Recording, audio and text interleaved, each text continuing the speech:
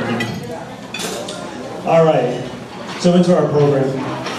Okay, so once again, tonight is really about a dream and a vision by Silver. Silver's, where's my kid? Okay, Silver's this guy over here on the left-hand side. Well, this picture is really old, actually. This is like 20 years old. So I always say Silver is a young man in Kumi, but he's actually only a couple of years younger than me. But at one time, he was just a young man, and he saw a huge need in his community because there's a lot of young children, orphan children, from the results of the civil wars that happened in Uganda in the 80s. He himself lived through those wars and saw his neighbors slaughtered and his next door neighbors just dead in the morning. And he was like 10 years old. So it's very traumatic. And so growing up, the results of these wars are that there's a lot of widows and orphans. And orphans like, see over here, this is Sheila. Silver began caring for orphans like Sheila. Sheila is actually an AIDS orphan. Over here on the right, we have Raymond. He's another kid who was just going to school. Okay? You can see, boy, he really needs a new shirt in this picture. Silver began to care for these children and asked Ari and our church to support them, to put them through school, to give them a better future. Because without that, they're just going to be hanging around the village and probably ending up just farming their own land for subsistence living, and that's a cycle of poverty. So Sheila's now in her 20s. She made it through primary school and vocational school, so she's able to support herself. Raymond, he made it all the way through university. Although he has a real degree, and he has a good job. So he can provide for himself and for his other family members to go through school. So what's really amazing is that Silver himself, as a poor orphan, had this vision of caring for people like Sheila, like Raymond, and it actually came to fruition. So where did it go from there? So his vision, of course, Silver's got this huge heart. He has a bigger heart than me, probably more than anyone in this room, because he just keeps giving and giving, and he keeps taking in these orphans that he wants to care for. So the bigger vision is to do it at the level of a school. That is how the vision of Kumi Christian Visionary School came about. It's because Silver wants kids in his community to be able to afford school so that they can have a better future for themselves. And so that's why KCBS exists, and that's the focus of tonight. And what you see in this photo is pre-COVID. The school was actually burgeoning, and it had too many kids at that time. This photo is from 2018. There was like 500 kids at the school. A little bit too many. I was really busting at the seams. Well, COVID happened, and guess what? The country shut down all schools for 2 years. You can believe that? So all of 2020, all of 2021, no school at all. Okay, there's no Zoom school, there's no home school, there's just no school. So kids are going backwards. Schools reopened in 2022, but the world was a different place, right? There were probably only 125 students at KCBS following COVID. All of our teachers had left. Our head teacher had left. So it was really a depressing time. And actually at last year's dinner, we were talking about how we were going to maybe have to look at scaling down the school. We were talking about the preschool, right? If you were here at last year's dinner, we were talking about the preschool. And something amazing happened. Thank goodness. If you were at last year's dinner, we talked about this guy over here. This is our head teacher right now, Mr. Omoding. He came on board around the middle of 2022, and he really turned the school around. But this is really an amazing thing that we did not expect. We were were actually kind of pessimistic about it at the time, and we were hopeful, but things didn't really look that good. But since last year's dinner, something, quite frankly, was incredible happened at the school. So what you see here on the right side are 7th graders. This is the top grade level in the school, and there's a national exam for 7th graders. Last year's exam produced better results than any year prior at KCBS. It's totally unexpected, because we were coming out of COVID, and we thought everything's devastated, all of our teachers are leaving, we have a new head teacher. But somehow, Mr. Moding and his staff delivered on the education that we all envisioned for the poor, a quality education.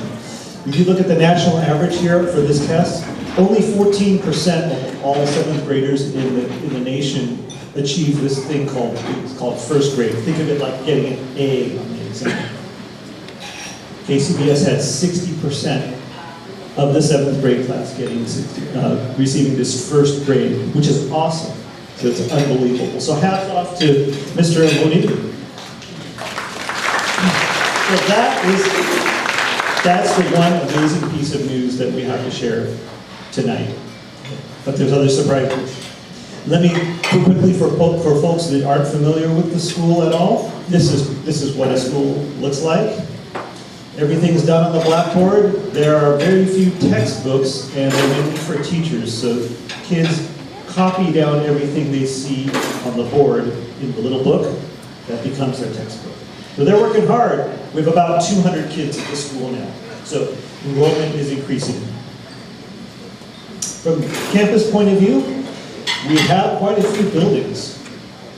These buildings, in fact, are the result of this dinner, right? This is the 13th dinner. Our first dinner was to start fundraising for this classroom building in the middle, this U-shaped building. So over many years, we managed to build this building. You also see dorms on the left and right. It is a boarding school. Kids live on campus if they are 4th grade through 7th grade.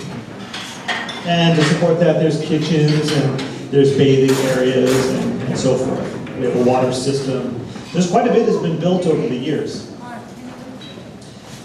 Just recently, we completed a preschool project. This was a COVID project, another miracle actually, through generous donors like you.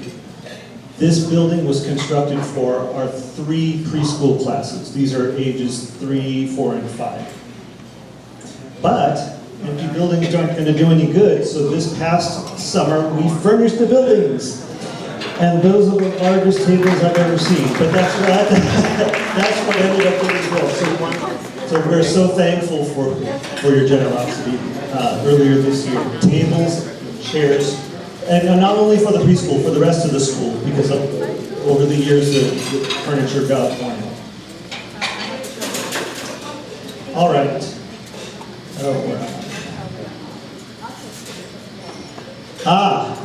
The other surprise. Okay, this actually links into what's coming up next. So, what preschool would not be complete without playground equipment? So, another surprise. So a few years ago, a high school girl came up to us and said, you know what? I want to do my Girl Scout project in conjunction with KCBS. And we're like, wow. We didn't even ask around. We didn't even advertise this was needed. And it came just at the right time, right? It's just amazing. So not only, so this girl's named Charlotte. So not only did she finish this project, but she went to Uganda with us in July so that she could install and oversee the playground equipment that she had fundraised for and did her project on. And you know what's even better? She brought her whole family. Okay? So her whole family went to Uganda in July. And they're here tonight. So they're going to talk to you about their experiences in Uganda. So we turned it into a mission trip. So also my niece and nephew, so here's Ari. This is my niece and nephew. And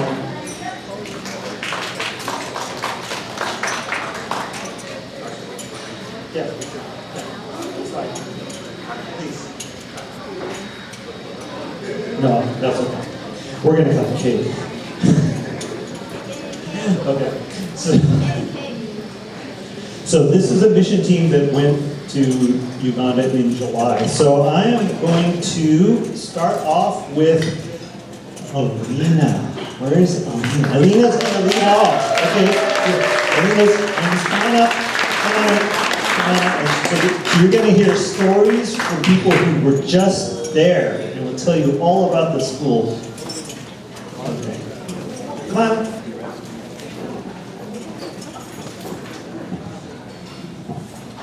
Hello everyone, I hope you're all doing well and enjoying your cake. Thank you so much for coming to the 2023 KCBS Benefit Dinner. My name is Alina and I was a member of the 2023 VIM team trip to KCBS. I live in Oakland and I'm a junior at East Bay Innovation Academy. This summer at KCBS, I helped all of the children paint a mural together, which you can see on this presentation. This trip was something I had anticipated for a long time. As Arian Ben's niece, I have grown up with hearing a lot of different stories about life in Uganda and how one day I'll be able to visit myself. Being able to finally see the country for the first time this year was truly a memorable experience. When I first arrived at the school, the first thing I noticed was how hospitable everyone was. The moment we arrived, the students ran up to help carry boxes from the bus to the school with much enthusiasm. Throughout our entire trip, the children would bring us chairs when they saw us sitting on the ground. They would bring us fresh buckets of water for the mural and would always find ways to show us hospitality.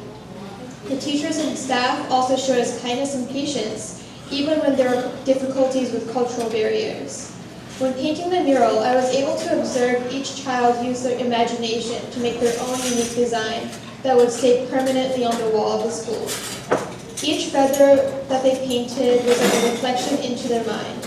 They painted abstract designs, maps of Africa, their homes, their friends, soccer playing chickens, anything their heart desired.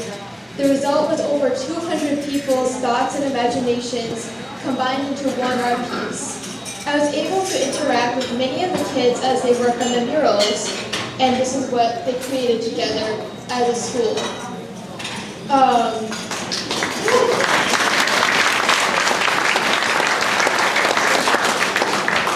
As we were painting, I was able to interact with many of the kids as they worked on the mural, but one child I felt like I connected to was Osiel.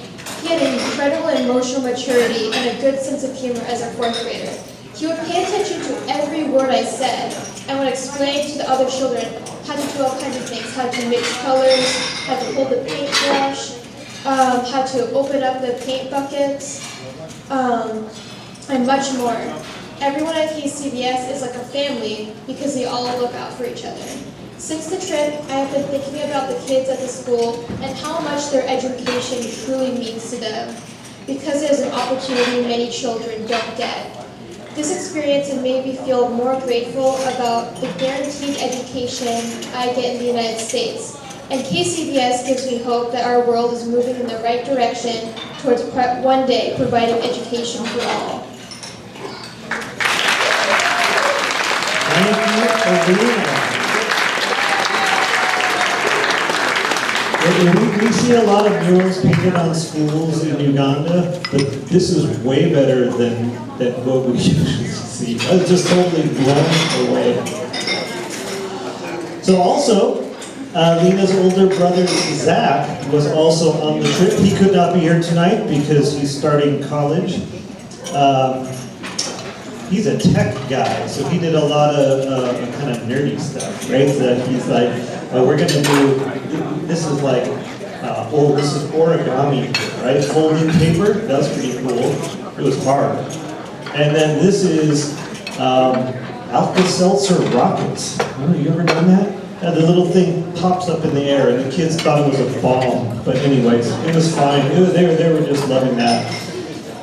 He also is a photographer, so he took portraits of all the kids in the school and did a little art project where they got to decorate their own little picture and just personalize it at home. You know, it's not that often that kids get their picture taken, so they got one for free while the mission team was there. So that was great fun. All right, so now, let's talk about Charlotte. Actually, Ann, do you want to come up and talk about Charlotte, or should I show her video? Okay, so as I mentioned earlier, Charlotte is the Girl Scout that decided to do her project at the school. And so she is also back east as a freshman starting college. So she made a little video sharing her experiences in Kumi. Hi, I'm Charlotte. I'm going to tell you one part of my experience working with the school in Kumi. As many of you know, I was working on my Gold Award, which is the highest award in Girl Scouts. I planned and held a workshop to make toys for the new preschool classes and designed the playground at KCBS. When I was visiting, one thing that really stuck with me was how helpful and hospitable everyone at the school was. The preschool teachers were willing to switch around their classes and do all different things than what they usually did in order for me to teach the kids how to learn with the toys. Throughout the day, all of us would get tired and sit down, and the students and teachers would always go get our chips. I also wanted to catch a chicken, but I was not fast enough, and the boys were very eager to help me. I could talk for much longer about my experience, but I just wanted to share one small part of my time in Kumi, Uganda. Thank you, Charlotte. I can believe how much the kids enjoyed that. So I want to invite Ann up next. And this is Charlotte's mom. Ann handled all of the morning assembly skits at the school. Every morning we do this, and you're going to see part of that here. Thank you. We got to know the teachers at KCBS very well in just the week that we were there. And honestly, I can't believe that I was in Kumi, Uganda. Are you moving it forward? Okay.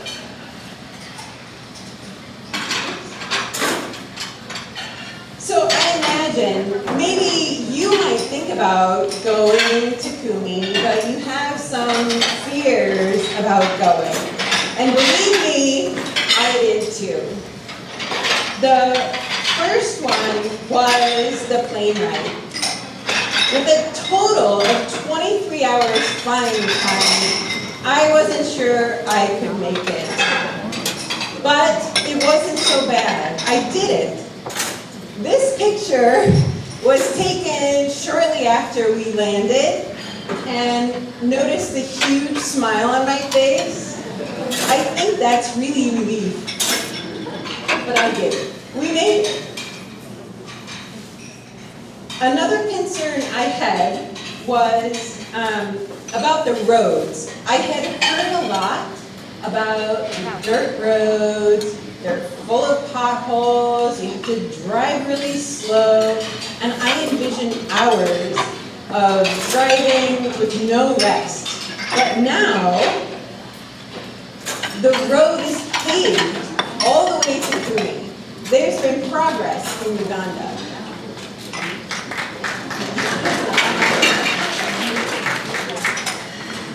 I imagine when you think about going to Africa, you think about disease-carrying mosquitoes. And believe me, I did too. But we were prepared. We had lotion. We had sprays. We had bug zappers. We were prepared. But we really didn't see very many mosquitoes at all. We were very lucky. the last concern I had was about the food. I was worried, would there be enough food? Would I like the food? And would the food make me sick? But, as you can see, we were well fed. The food was delicious. There's Alina giving thumbs up to poached beans. And Teacher Patrick. So notice, his plate is piled high. When Ugandans eat, they eat a lot. We had a lot of food, so nothing to worry about. But then we made it to KCBS. And what we found there was a loving school community. We can provide the buildings, we can provide the toys, but it's the teachers, the students, and the staff that really made it a memorable experience for me.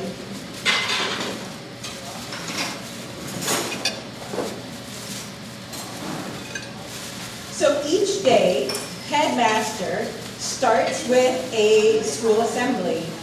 And right off the bat, he got us involved in the school assemblies, in all the teacher breaks and lunch break and fellowship. We were involved from the very beginning. And on one of those breaks, headmaster assigned us to a teacher to get to know one-on-one. My teacher who I was assigned to was Teacher Kate.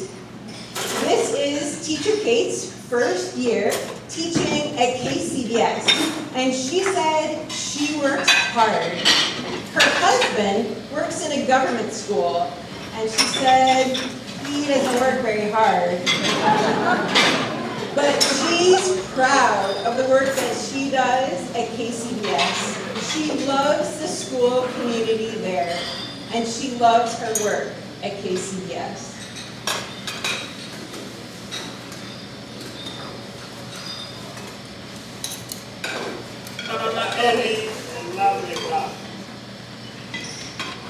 So now I mentioned the school assemblies. So one of my favorite things is some of the chants they did. So music is an important part of the assemblies, of class, and they do chants and they clap. My favorite is called A Lovely Clap. So I'm going to show it to you, and then we're all going to do it together. So pay attention to A Lovely Clap.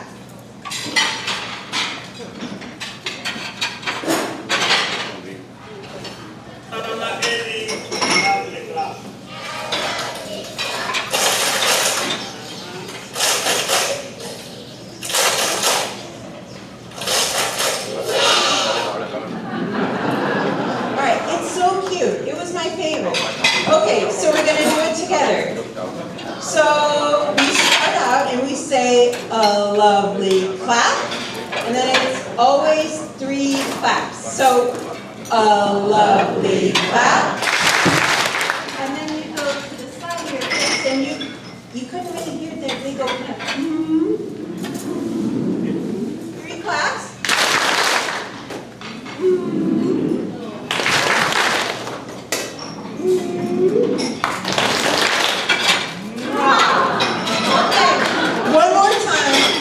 Together, a lovely clap. A lovely clap.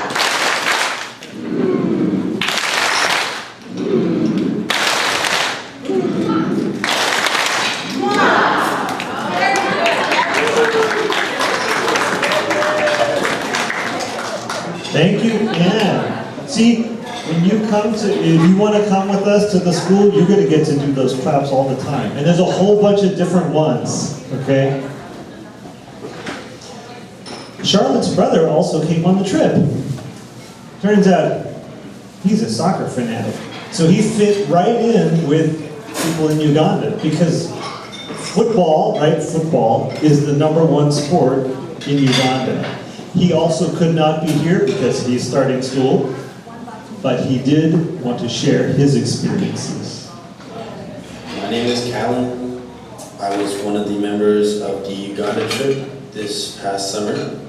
So my contribution to the group, first I got in contact with Cache Valley Soccer Club, who I previously worked with. My supervisor, Cedric, was able to go into storage, find some stuff for the kids, so we got a few bags filled with balls. You know, there was enough balls to last a while, and cones, and we also got shirts, like the Cache Valley Soccer Club shirts for the kids.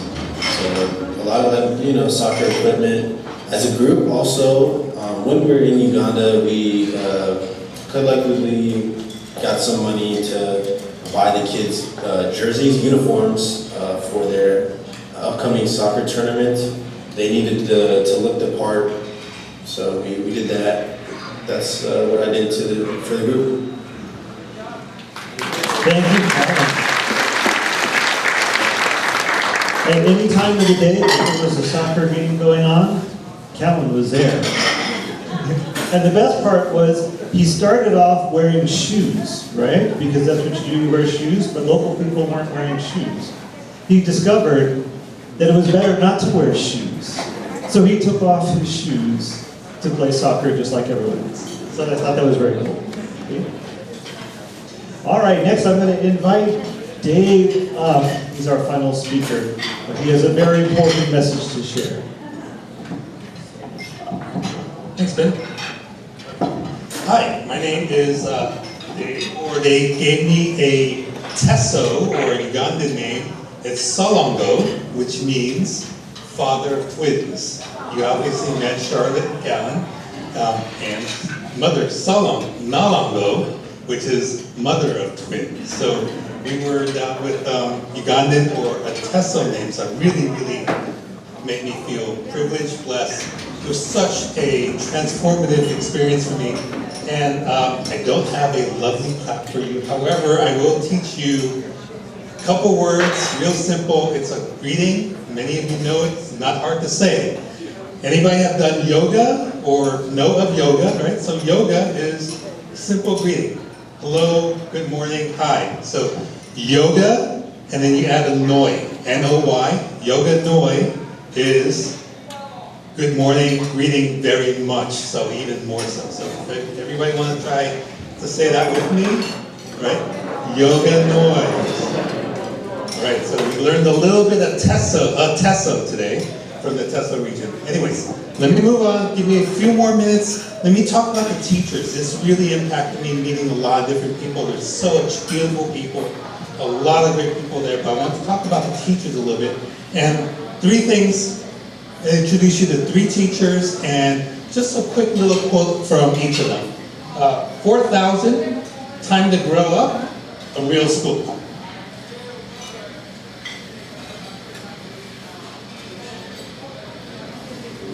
All right, you met Ben talked about head teacher Omadin. Mr. Omadin is fantastic. Such a leader, huge catalyst. This guy was the glue, he's the striver, he's such a goal setter. And his quote really came from the ribbon cutting ceremony that we did on Saturday at the end of the whole trip. Just imagine this VIP, the Minister of Parliament, the PTA, everybody was there for this big gathering for basically ribbon cutting of the opening of the playground of the preschool. So many of you contributed to the school, it's just amazing to see. And he invited his dad there. And you'll see this picture next. We sat right next to his father, and we just talked a little bit. And when we learned about this, his father was also a head teacher. So it just follows along that he became a head teacher. This is kind of almost one of those things that makes him really proud. And his dad was so proud to see this. And the thing that came out was, he said, 4,000 is my goal. 4,000 is my goal. And he was sharing that with all of us because his father, once he retired as head teacher, had 2,000 students at their school. So Mr. Omading's goal is 4,000 students for KCBS. How we're going to get there, we're going to do it slowly, we're going to build that methodically, but we're right at 200 plus, right? So we're almost there. share that out with you. Second, Teacher George. So this ties back to kind of the football that we're playing. Teacher George, he is very, very new. He's a kid. You know, I'm 50-something. He's a kid. And when I first met him, we were playing football, and we had a teacher versus students game, and we're talking like these students are fast. They're running us ragged, and all of a sudden, Teacher George comes out of nowhere. I'm like, there's no way this guy is this fast. He's taking down the kids, he's tackling them, and I'm like, can he be doing that? Should we be doing that? I'm just plodding along, and I'm like, this guy is amazing. So what he is was, we learned that he said it was time to grow up. This is me talking to him. It was time for me to grow up and give back to the students some of the opportunities I had, because he was a professional soccer player in Uganda. This guy was amazing. Talk about like all the Premier League, that type of level that we were playing against, and he dialed it back. Anyways, he gave up his football career. He now teaches second year, I believe. First, he teaches math second year, first year, to the P5, P6, P7. A lot of these students are the ones who are getting ready to take their tests, the PLEs. So that's the second thing about Teacher George, and let me wrap up with Teacher John. Teacher John, flip it all the way to the other side, the longest tenured teacher there. He was there from the very, very beginning. He's always been there. I love going on tangents, sorry. He's a one-armed man. I never got to ask him. I asked him that, we never got to figure out what that was. I assume maybe a little bit from the Civil War, I'm not sure exactly. He was very quiet. Many, many times I tried approaching him and talking, trying to just figure out, hey, what's your deal? What do you like? Teach me a little bit more about this. Very, very, very quiet. Never told me much. However, he did give me that one quote. Let me show you a couple of things. Let me tie it all back to what we did. So many of you have contributed so much money. This is the new preschool building. You saw some of those pictures. It's a little bit, something's a little missing, right? There's a lot of open space there. I mean, you know, just jump ahead a little bit, you saw the playground. So some of the key things that once the playground started going in, once the kids started painting and started doing a lot of these things that we don't have access to. No paint, they don't have all that key pieces. Alina did such a great job of just opening it up and just letting them fly. Pardon the pun, I love puns. Letting them fly with angel wings and having them paint and everything else. And what happened was that they just went crazy on the walls, and all of a sudden you see the school being painted all around instead, and all of a sudden, what Teacher John said, now we have a real school. So the importance of having the building, huge, humongous. But the bow that we wrap up around the playground, the laughter, the noise, all of that put together, he said that to me after me all week long, asking him little things that he just wouldn't say much to me at all. It didn't mean whatever, but now we have a real school, and that really touched me and really helped me.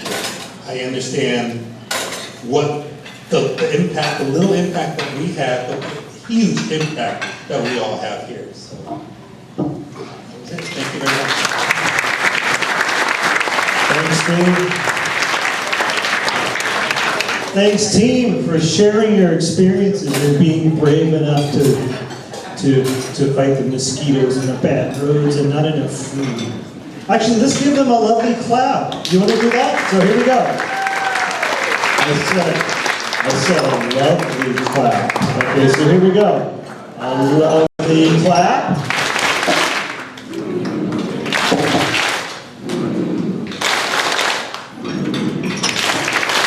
Wow.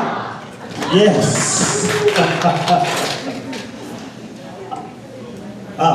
Dave's fine slide. Okay. Speaking of mission trips, if you want to go on a trip, talk to me. Absolutely. Someone mentioned tonight, well, when is your next trip? We're thinking about next July. Normally it's like 4 or 5 years in between, and we even had COVID in between.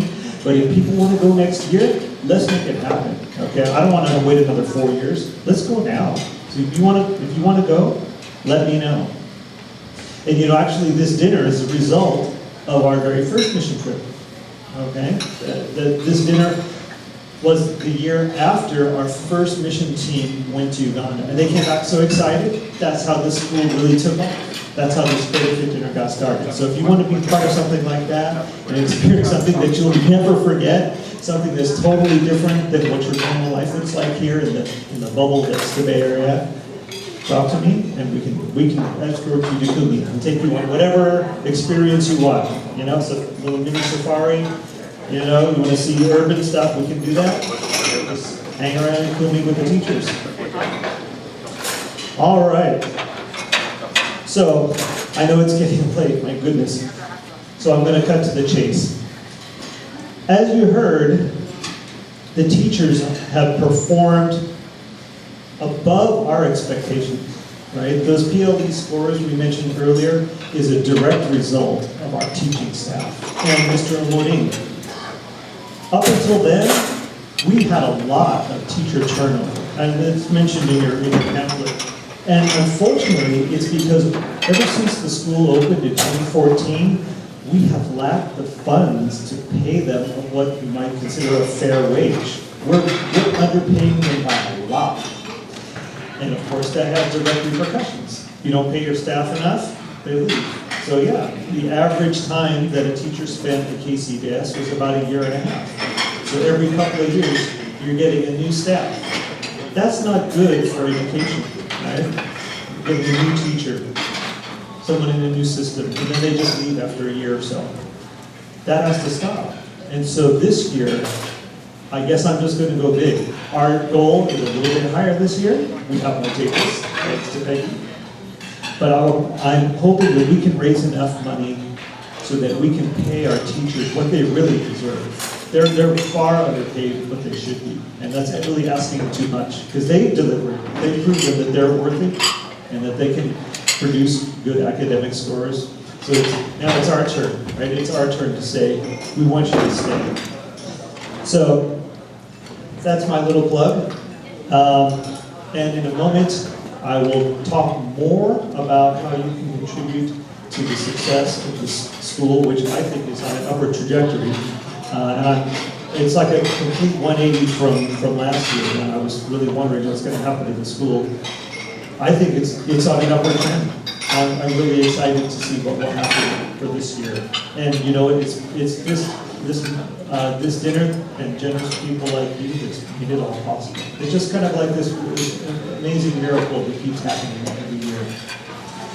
So in closing, Silver would love to be here, right? We've tried to bring him here, but it's just really difficult.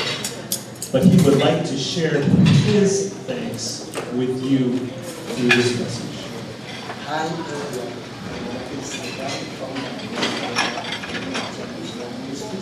I'm excited to report to you that what you've done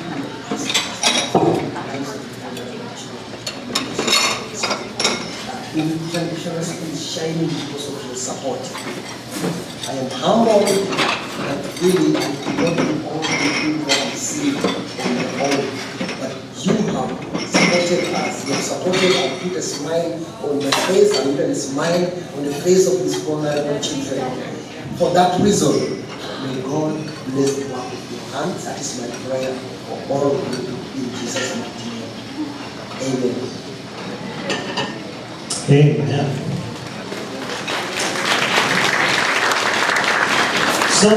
Someday we will get Silver here with us. And then we're going to have like 50 tables. We'll just fill the whole restaurant.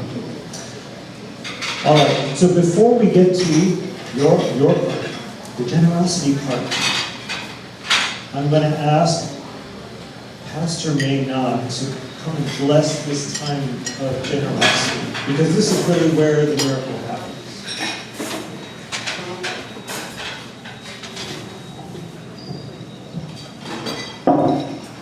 Dear friends, I hope you have a lovely and a very special evening today, and enjoy the connections, also knowing more about this ministry, and also knowing that how your help means to us and to this ministry.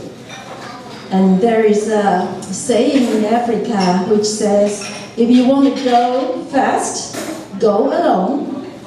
If you want to go far, go together. So today, on behalf of CCMC, I would like to give thanks sincerely to everyone, to our congregation, and also all of you here who are here, and also people who cannot make it to come today. I want to say thank you so much. It is because of your continued help and support we have been strengthened to keep walking on this journey of this Kumi mission ministry for the past 13 years. And so I would like to thank you for this opportunity for you to come and walk with us together. And we hope that we can go on this trip more and more years to come, so that we can bring blessings to more and more children in Kumi, Uganda. So now let us receive God's blessing together. May the grace of Jesus Christ, the love of God, and the presence of the Holy Spirit strengthen and encourage you as you go out from here to live lives of love and service. Amen.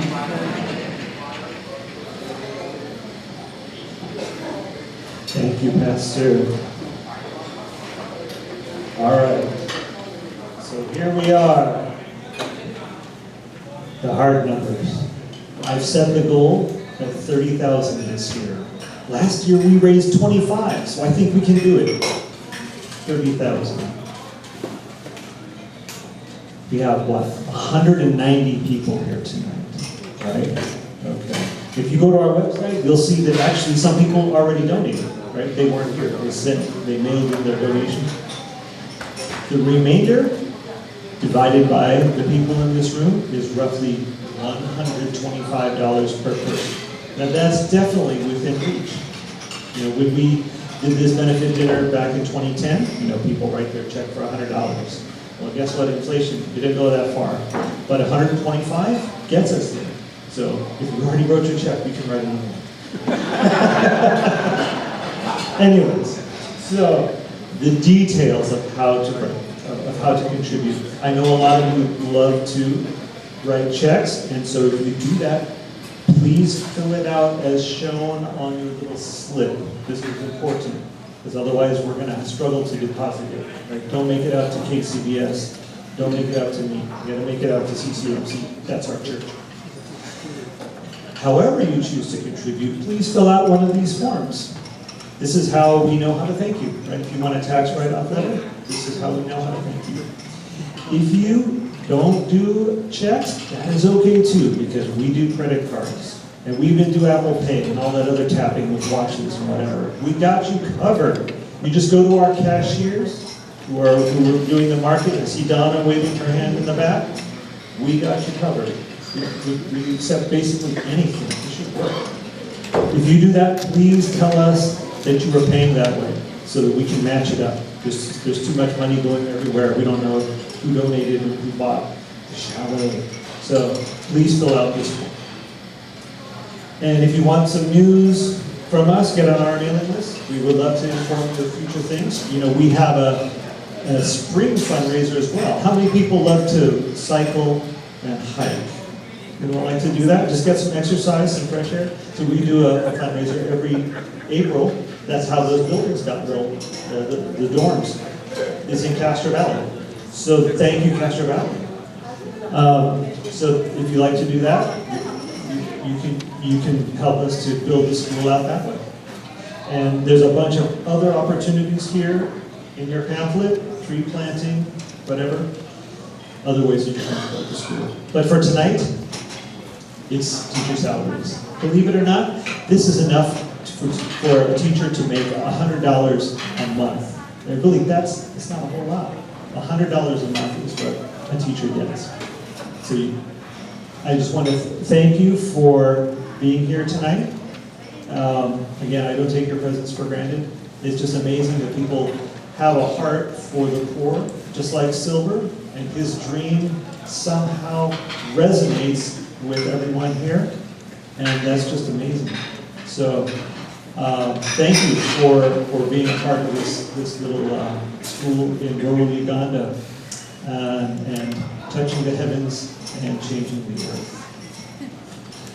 So good night, everyone. It's time for the generosity, and I think it's all going to happen in the next 10 or 15 minutes.